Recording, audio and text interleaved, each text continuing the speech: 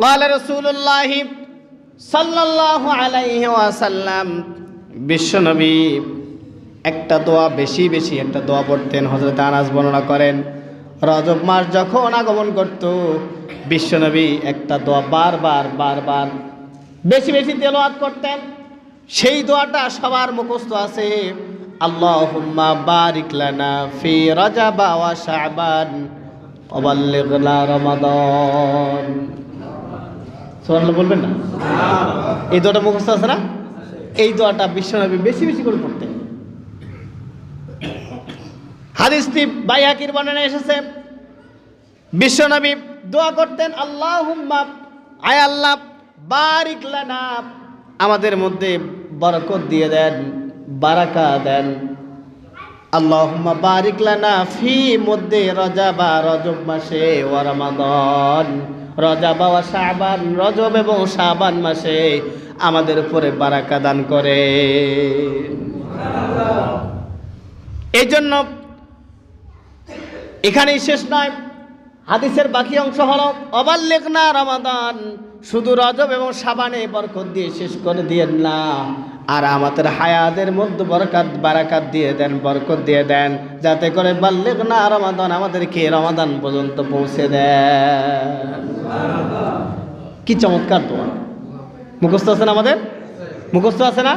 পরের দিকে আমার সাথে, আল্লাহুম্মা বারিক লানা ফি রজবা ওয়া শাবান ওয়া বাল্লিগনা রমাদান। এটা প্রত্যেক নামাজের পরে দোয়াটা করবেন। এমনকি আমি মসজিদের পেশ ইমামকেও বলছি, প্রত্যেক নামাজের শেষেই যে মুনাজাতটা করে, তার ওই সময় যেন প্রত্যেক ওয়াক্তেই যেন বলে, যাতে করে মুসল্লিদের মুখস্থ হয়ে যায়। বিশ্বনবী শুধু এই দোয়াটা নয়, আরও একটা দোয়া তিনি পড়তেন।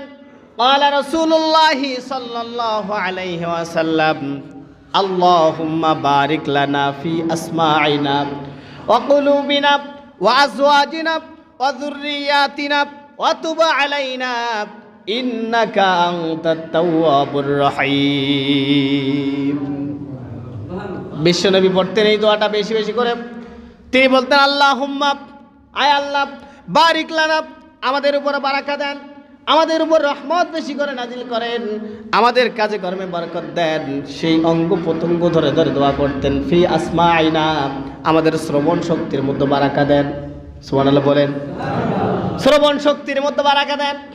এরপরে কি করেন? ওয়া কুলুবিনা, আমাদের অন্তরের মধ্যে বারাকা দেন, অন্তর যাতে বক্রতা না হয়ে যায়, হিদায়াতের পথ থেকে যেন কোনো গুমরার পথে না যায়, আমাদের অন্তরটাকে বারাকা দিয়ে ভরপুর করে দেন, নূর দিয়ে ভরপুর করে দেন। এরপরে দোয়া করতেন, ওয়াজওয়াজিনা, আমাদের স্ত্রীদের উপর রহম করেন।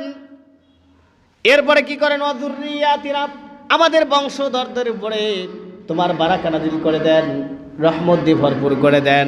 অতবা আলাইনা, আর আমাদেরকে বেশি বেশি করে তওবা করার সুযোগ দান করে দেন। কি চমৎকার দোয়া!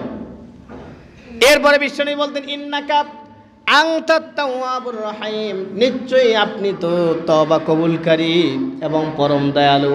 সুবহানাল্লাহ বলেন।